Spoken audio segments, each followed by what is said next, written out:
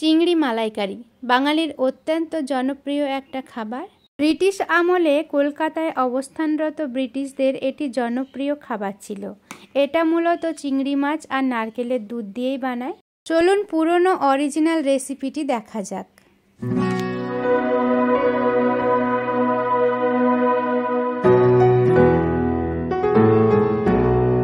এই রান্নার মূল উপকরণ হচ্ছে নারকেলের দুধ। তাই নারকেল থেকে দুধ বের করার জন্য প্রথমে নারকেল থেকে জলটা বের করে নিলাম।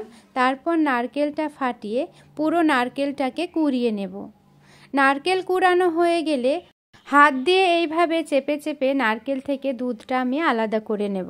চিংড়ির পরিমাণ বুঝে নারকেলের দুধটা আমরা ব্যবহার করব। নারকেলের ছিবড়েগুলো ফেলে না দিয়ে অন্যান্য যে কোনো রান্নায় কিন্তু ব্যবহার করতে পারেন। যে কোনো চিংড়ি মাছ দিয়েই কিন্তু মালাইকারি বানানো যায়, তবে সব থেকে ভালো হয় যদি বাগদা চিংড়ি কিংবা গলদা চিংড়ি হয়। আমি এখানে গলদা চিংড়ি ব্যবহার করেছি আর চিংড়িগুলো খুব ভালোভাবে পরিষ্কার করে নিয়েছি। মাথা আর লেজের দিকে যে শক্ত অংশ থাকে সেটা ফেলে দিয়েছি, আর পিঠের ওপরে যে কালো শিরাটা থাকে সেটাও ফেলে দিয়েছি। মূলত আপনার রুচি অনুযায়ী যে যে অংশ আপনি খেতে পারবেন সেই অংশগুলো রেখে দিয়ে ভালোভাবে পরিষ্কার করে নেবেন। এবার চিংড়ি মাছে মাখিয়ে নিলাম লবণ আর হলুদ।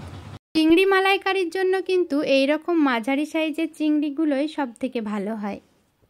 এবার গ্যাসে একটা কড়াই বসিয়ে দিয়েছি চিংড়ি মাছগুলো ভাজার জন্য। ওই 2 চা চামচ মতো সর্ষের তেল দিয়েছি। তেলটা অল্প একটু গরম হয়ে আসলেই এক এক করে চিংড়ি মাছগুলো দিয়ে দিলাম। চিংড়ি মাছ আবার বেশিক্ষণ ভাজা যায় না, সেটা লক্ষ্য রাখতে হবে। বেশি ভাজলে আবার এটা শক্ত হয়ে যায়। তাই চিংড়ি মাছ কড়াইয়ে দেওয়া থেকে ভেজে তোলা পর্যন্ত আমার প্রায় 2 মিনিট সময় লেগেছে। এর মধ্যেই চিংড়ি মাছ ভাজাগুলো কমপ্লিট করে নিয়েছি, আর একদমই গ্যাসের আঁচটা লোতে রেখেছিলাম। এবার ওই একই কড়াইয়ে আমি আরও 2 চামচ মতো তেল বাড়িয়ে দিলাম, আর তেলে মশলা দিলাম 2টো এলাচ, 3টে লবঙ্গ, 1টা তেজপাতা আর 4-5টে গোলমরিচ। অল্প একটু মশলাটা ভেজে নেওয়ার পরে দিয়ে দিলাম একটা মিডিয়াম সাইজের পেঁয়াজ বাটা আর 1/2 চা চামচ মতো আদা রসুনের পেস্ট। মশলাটা ভালোভাবে কষিয়ে নেব যতক্ষণ পর্যন্ত না পেঁয়াজ আর আদা রসুনের কাঁচা গন্ধটা চলে যায়। 2-3 মিনিট ভালোভাবে কষিয়ে নেওয়ার পর দিয়ে দিচ্ছি 1/2 চা চামচ হলুদ গুঁড়ো, লঙ্কা গুঁড়ো আর জিরে ধনের গুঁড়ো। সবটাই আমি 1/2 চা চামচ করে ইউজ করেছি। যারা সাদা চিংড়ি মাছের মালাইকারি পছন্দ করেন তারা কিন্তু হলুদটা অ্যাভয়েড করতে পারেন। তবে আমি যেহেতু ব্রিটিশ আমলের সেই অরিজিনাল চিংড়ি মাছের মালাইকারি দেখাচ্ছি, তাই একই পদ্ধতিতে দেখাচ্ছি।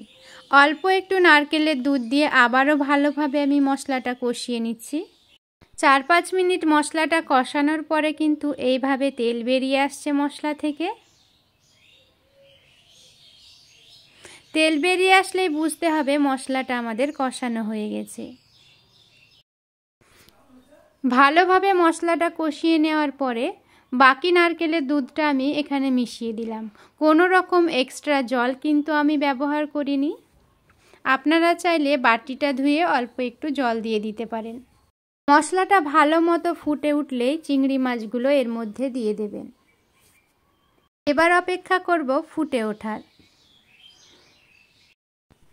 চিংড়ি মাছটা ভালোভাবে ফুটে উঠলে 1/2 চা চামচ দিয়ে দিচ্ছি গরম মশলার গুঁড়ো, আর দিচ্ছি এখানে 4টে কাঁচা লঙ্কা, আর দুধের সরকে ভালোভাবে মিক্সিতে পেস্ট করে সেটা আমি 4 চা চামচ মতো দিয়ে দিলাম। এই রান্নাতে আমি কোনো রকম চিনি ব্যবহার করিনি। যেহেতু নারকেলের দুধটা অনেকটা মিষ্টি থাকে, তাই চিনি কিন্তু এই রান্নাতে প্রয়োজন হয় না। তবু আপনারা আপনাদের টেস্ট অনুযায়ী মনে হলে দিতে পারেন।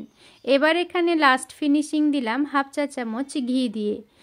এবার মিডিয়াম আঁচে 4-5 মিনিট রান্না করলেই কিন্তু চিংড়ি মাছের মালাইকারি একদম রেডি হয়ে যাবে। 4-5 মিনিট ফুটে গেলে আমি এটাকে ঢাকা দিয়ে রেখেছিলাম, আর অন্য একটা পাত্রে এটাকে ঢেলে নিলাম। আজকের চিংড়ি মাছের মালাইকারি আপনাদের কাছে কেমন লাগলো অবশ্যই কমেন্টের মাধ্যমে জানাবেন।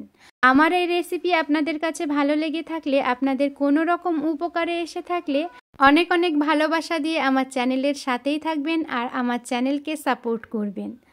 আজকে আমার ভিডিও এই পর্যন্তই। দেখা হবে পরের একটা রেসিপিতে। ততক্ষণ পর্যন্ত সকলেই ভালো থাকবেন, সুস্থ থাকবেন। আজকে আসি, দেখা হবে পরের কোনো রেসিপিতে। ধন্যবাদ।